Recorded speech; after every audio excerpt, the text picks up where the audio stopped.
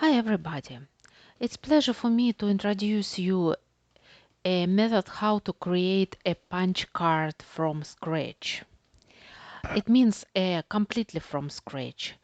If, for example, you come home and suddenly decide I just have to knit something, but realize that you don't have either punch cards or empty punch cards to make a pattern on it. So what can you do? The only thing to do is create your own punch card. It's an example.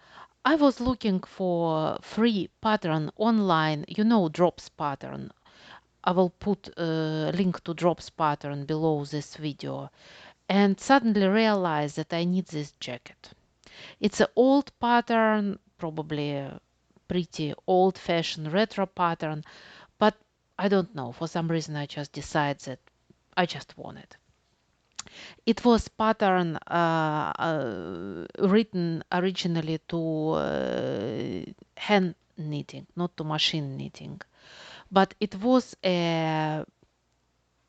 this flower pattern in the description. So of course, what I did, I took this pattern and put it on a punch card.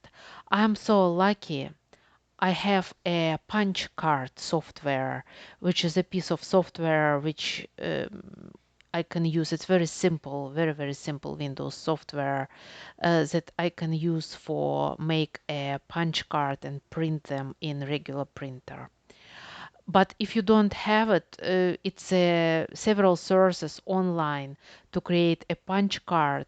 It's also possible to find an empty punch card, and it's also possible to find a punch card online that you can print out and use. See what I'm doing. I'm laminating punch card. I'm pretty lucky that I have a laminator. It's a cheap laminator from supermarket that I use for other purposes. And I print my punch card and put it in laminator. But the only thing you should be aware of that you have to laminate it from only one side because of otherwise your punch card will be too thick and you will not be really able to use it. It will be too thick and too stiff.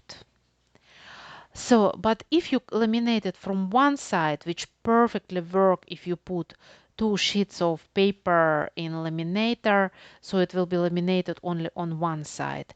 And you can always choose which side you want to laminate it. The good thing at laminating only one side of punch card, it's you can use it for drawing. For example, if you need something with several color, it's very practical to put a color on your punch card.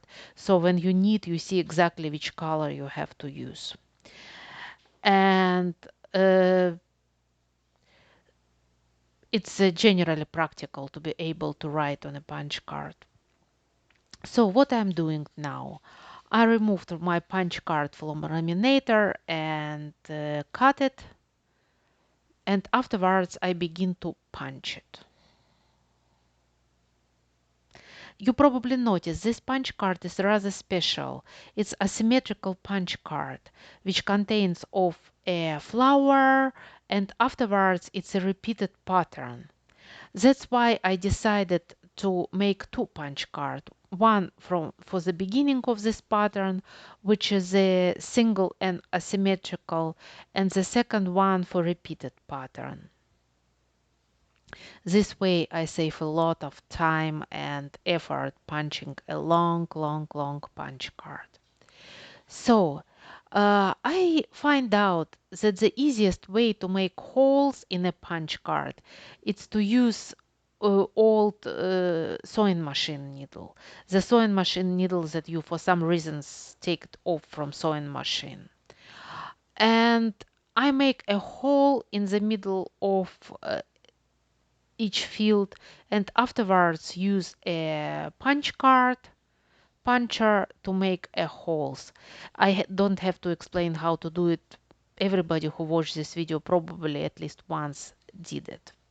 It's not difficult to make a punch card, but it requires certain amount of time. But it's nice work to do you because of you can sit in front of TV with a cup tea and enjoy your movie and make this whole on a punch cards. So